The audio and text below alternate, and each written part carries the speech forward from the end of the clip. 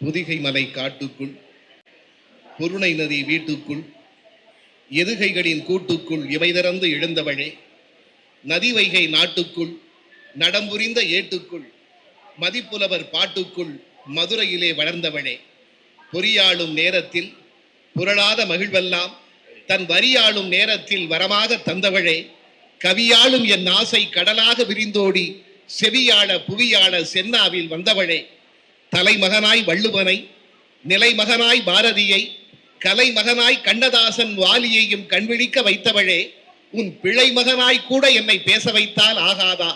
அலைமகனாய் உன் நாவில் என் ஆயுளெல்லாம் போகாதா? வளர்ப்பு மகன் அல்ல நான் உந்தன் வார்ப்பு மகன் என காட்டு, சிவப்பள்ளும் என் நாவில் செந்தவிளை நீ ஊட்டு. அலை வணங்கி தரை கடலின் அடிதொட்டு பணிதற்போல் தலை வணங்கி நான் உன்னை தமிழ் தாயே வணங்குகிறேன்.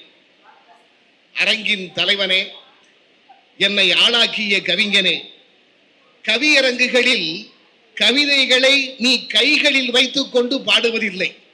கவியரங்குகளில் கவிதைகளை நீ கைகளில் வைத்துக் கொண்டு பாடுவதில்லை. காரணம், தமிழ் கவிதையே அல்லவா தன் கைகளில் உன்னை வைத்திருக்கிறது. ஒன்று மட்டும் உறுதி, கதர் இருந்தால்தான் அது காந்திய ஆடை, காதர் இருந்தால்தான் அது கவியரங்க மேடை. நாட்டிலேயே நீ நம்பிக்கைக்கு உரிய தலைமை, தன் தலையை வாருவதையே தவிர்த்து விட்டவன் நீ. பிறகு எப்படி அடுத்தவர் கால்களை வாருவாய்? நாட்டிலேயே நீ நம்பிக்கைக்குரிய தலைமை. ஐயா, எப்படி உன்னால் மட்டும் எல்லா மேடைகளிலும் கொடிகட்டி பறக்க முடிகிறது? பிறகுதானே தெரிந்தது நீ பிறந்ததே கம்பம் அருகில் என்று. பிறகுதானே நீ பிறந்ததே கம்பம் அருகில் என்று. பிள்ளை கவிஞர்களை வளர்த்துவிடும் பேரிதயம் கொண்டவனே, உனக்கு இந்த நெல்லை கவிஞனின் வெள்ளை வணக்கம். அண்ணன் சேகர்பாபு ஐயா, நீ குறைமுகமோ கரைமுகமோ அல்ல, எப்போதும் எம் கண்களுக்கு நிறைமுகமாய் தெரிகின்ற இறைமுகம். நிறைமுகமாய் தெரிகின்ற இறைமுகம். செயற்கையான திரைமுகம் போல் அல்லாமல், செயற்கையான திரைமுகம் போல் அல்லாமல், இயற்கையான பிறைமுகம் போல் என்றென்றும் எங்களுக்குள் மறைமுகமாய் இருக்கும் துறைமுகம். என்றென்றும் எங்களுக்குள் மறைமுகமாய் இருக்கும் துறைமுகம். மனித எந்திரமே, உனக்கு என் மாலை வணக்கம். மேன்மை மிகு மேயர் அவர்களுக்கு என் பணிவான வணக்கம். கழக முன்னோடிகளே, கலைஞரின் உடன்பிறப்புகளே, என் கவிதைக்கு தட்டுவதற்காகவே கைகளோடு வந்திருப்பவர்களே, என் கவிதைக்கு தட்டுவதற்காகவே கைகளோடு வந்திருப்பவர்களே, அழுக்காமல் நான் அனுப்பி வைக்கிற கவிதை அருகிலே வரும் பொழுதெல்லாம் மறுக்காமல் கைதாகுமாறு தங்கள் மனசுக்கு சொன்னவர்களே, எங்கே உங்கள் பாதங்களை கொஞ்சம் பாருங்கள், உங்கள் பாதங்களை கொஞ்சம் பாருங்கள். வந்து சேர்ந்திருக்கும் என் வணக்கம். அன்பு உடன்பிறப்புகளே, இனி நான் கலைஞரை பாடப்போகிறேன். ஆம், லட்சுமி மகாலில் சரஸ்வதியை பாடப்போகிறேன்.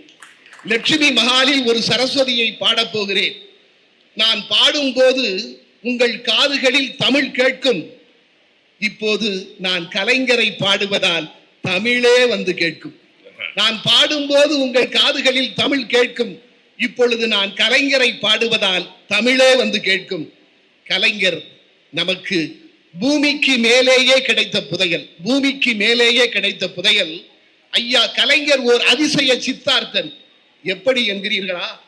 தான் ஞானம் பெறுவதற்காக அல்ல, நாம் ஞானம் பெறுவதற்காக அரச மரத்தடியில் அமர்ந்த அதிசய சித்தார்த்தன். ஐயா, கலைஞர் ஓர் அபூர்வ விஞ்ஞானி. ஏற்றும் திரிகளை வெடிக்க வைப்பது போல் எழுதும் வரிகளையும் வெடிக்க வைக்கலாம் என்று காட்டிய எழுத்து விஞ்ஞானி. எதிரிகளை வீழ்த்தலாம் தேக்கை சுருட்டி வீசி அல்ல, நாக்கை சுருட்டி பேசி என்று காட்டிய குரல் விஞ்ஞானி.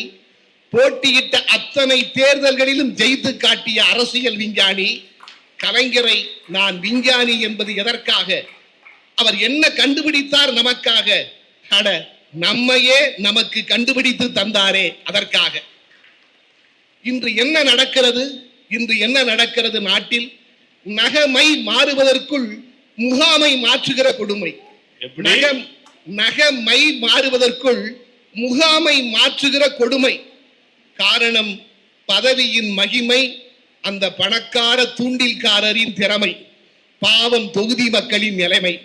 ஆனால் கடைசி வரையிலும் கருப்பு சிவப்பாகவே இருந்தவர் கலைஞர்.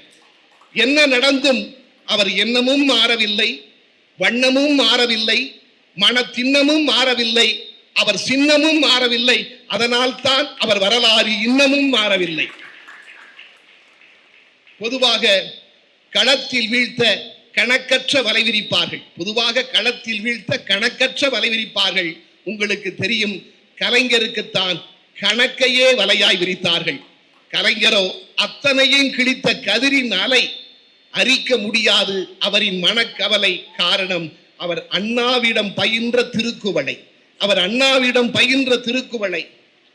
படிப்படியாக வளர்ந்த பன்முக திறமையாளர் கலைஞர். முதலில் திருக்குவளையில் அறையில் வளர்ந்தார், மேடை உரையில் வளர்ந்தார், கருப்பு கரையில் வளர்ந்தார், சினிமா திரையில் வளர்ந்தார், இலக்கிய துறையில் வளர்ந்தார், பாளையங்கோட்டை சிறையில் வளர்ந்தார், அரசு நடத்தும் முறையில் வளர்ந்தார், கடைசியில் நினைவு சின்னமாய் கடற்கரையில் வளர்ந்தார். கலைஞரை போல கற்பூர புத்தி யாருக்கு உண்டு? சொல்லட்டுமா உதாரணம் ஒன்று.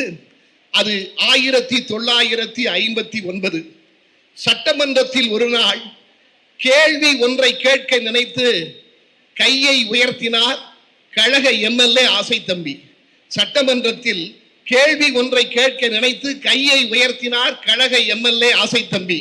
அதை பார்த்த அமைச்சர் சி சுப்பிரமணியம், ஆசைத்தம்பிக்கு சிறுநீர் கழிக்க அவசரம் எனில் அவையை விட்டு போகலாமே என்று கேலி பேசினார். புயலென எழுந்தார் புது சட்டமன்ற உறுப்பினர் கலைஞர். அவர் சொன்னார், ஆசைத்தம்பிக்கு சிறுநீர் வருகிறதால் அமைச்சர் ஏன் வாயை திறக்கிறார் என்றார். அதிர்ந்தது சபை, அசடு வழிந்தது அமைச்சரின் முகத்தில். அதுதான் கலைஞர். பஞ்சபூதங்களாய் ஆனது இந்த பிரபஞ்சம். நீர், நிலம், நெருப்பு, ஆகாயம், காற்று எனும் பஞ்சபூதங்களால் ஆனது இந்த பிரபஞ்சம். கலைஞரையும் பஞ்சபூதமாய் பார்க்கலாம். கலைஞரை நீர் என்று சொல்லலாம்.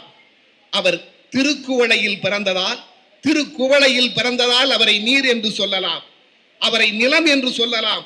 ஒரு நொடியும் ஓய்வில்லாமல் சூரியனையே சுற்றி வந்ததால் அவரை நிலம் என்று சொல்லலாம். கலைஞரை ஆகாயம் என்று சொல்லலாம். உதய சூரியனை தன் உள்ளேயே வைத்திருந்ததால் அவரை ஆகாயம் என்று சொல்லலாம். கலைஞரை நெருப்பென்று சொல்லலாம். எப்போதும் மேல் நோக்கியே இருந்ததால் அவரை நெருப்பென்று சொல்லலாம். கலைஞரை காற்றென்று சொல்லலாம். கடற்கரையில் இருப்பதால் கலைஞரை நாம் காற்றென்று சொல்லலாம். இப்படி பஞ்சபூதமாய் பார்க்கலாம் கலைஞரை. கலைஞர் சொக்க வைத்த உரையழகன் மட்டுமல்ல, தமிழை சுழல வைத்த திரையழகனும் அவர்தான். சினிமாவில் வசனம் என்று பலருக்கு பெயர் வரும். ஆனால் கலைஞர் வந்த பிறகுதான் அந்த வசனத்திற்கே பெயர் வந்தது. திரையில் மட்டுமல்ல, உரையிலும் ஜெயித்த ஒப்பற்ற தலைவர் கலைஞர். அவர் பேசினால் நிற்கும் பெரம்பூர் கூட ஆடும் மயிலாப்பூர் ஆகிவிடும். அவர் எழுதினால் சலிக்கும் போரூர் கூட இனிக்கும் தேனாம்பேட்டை ஆகிவிடும். அவர் முறைத்தால் பரங்கிமலை கூட சின்னமலை ஆகிவிடும். அவர் பயணித்தால் திருவெல்லிக்கேணி கூட துறைமுகம் ஆகிவிடும். அவர் அணைத்தால் ராமாபுரம் கூட கோபாலபுரம் ஆகிவிடும். அதுதான் கலைஞர். தமிழ் கவிஞர்களின் தலைகீழ் விகிதம் கலைஞர். உரையில் மட்டுமல்ல, கவிதையிலும் ஜெயித்தவர் கலைஞர். தமிழ் கவிஞர்களின் தலைகீழ் விகிதம் கலைஞர். நினைத்து பாருங்கள், சிவாஜியை வைத்து படம் எடுக்க ஆசைப்பட்ட பாரதிதாசன் உண்டு. நடிகர் சிவாஜியை வைத்து படம் எடுக்க ஆசைப்பட்ட கவிஞர் பாரதிதாசன் உண்டு. ஆனால் கலைஞரோ தன் வசனத்திற்கே சிவாஜியை படமெடுத்து ஆட வைத்த பாரதிதாசன். சமஸ்தானத்தால் கண்டுகொள்ளப்படாத பாரதி உண்டு. எட்டயபுரத்தில் சமஸ்தானத்தால் கண்டுகொள்ளப்படாத பாரதி உண்டு. கலைஞரோ அந்த சமஸ்தானத்தையே கைப்பற்றிய பாரதி. ராமச்சந்திரனை பாடிய கம்பன் உண்டு. கலைஞரோ ஒரு காலத்தில் ராமச்சந்திரனாலேயே பாடப்பட்ட கம்பன். நீதி கேட்ட கண்ணகியை எழுதிய இளங்கோ உண்டு. கலைஞரோ கண்ணகிக்காகவே நீதி கேட்ட இளங்கோ. தமிழ் கிடைத்த போது அதிகாரங்களை பாடிய வள்ளுவன் உண்டு. கலைஞரோ அதிகாரம் கிடைக்கும் பொழுதெல்லாம் தமிழை பாடிய வள்ளுவன். அதனால் தான் சொல்லுகிறேன், தமிழ் கவிஞர்களின் தலைகீழ் விகிதம் கலைஞர். கலைஞர் பெருமானின் கவியரங்கம் என்பதால் மேன்மை மிகு மேயரும் மேடையில் இருப்பதால் அவசியம் நான் ஒன்றை சொல்ல வேண்டும். 1959 இங்கு ஆளும் கட்சியாக காங்கிரஸ் இருந்தது. மாநிலத்தில் ஒரே மாநகராட்சியாக மெட்ராஸ் இருந்தது. இந்த மெட்ராஸில் நடந்த மேயர் தேர்தலில் கழகத்தை ஜெயிக்க வைத்து அண்ணாவிடம் கணையாளியை பரிசாய் பெற்றார் கலைஞர். உடன்பிறப்புகள் இதை உணர வேண்டும், சிலருக்கு உணர்த்த வேண்டும். நெஞ்சிற்கினியவர்களே, நிறைவாய் ஒன்றை சொல்லி விரைவாய் முடிக்கிறேன். கலைஞர் விலகியவர்களை கண்டு ஒதுங்கியதும் இல்லை, விமர்சனங்களை கண்டு பதுங்கியதும் இல்லை, எதிரிகளை கண்டு மிரண்டதும் இல்லை. கலைஞர் ஏமாற்றங்களை கண்டு அரண்டதும் இல்லை, ஓய்வை எப்போதும் தேடியதும் இல்லை, ஊடகங்களை கண்டு ஓடியதும் இல்லை. வெற்றியை கண்டு வெகுண்டதும் இல்லை, தோல்வியை கண்டு துவண்டதும் இல்லை. இத்தனையும் இல்லை என்பதால் தான் இன்றும் இருக்கிறார் கலைஞர். வாய்ப்பிற்கு நன்றி, வணக்கம். நெல்லை கவிஞர் எப்பொழுதும் நல்ல கவி.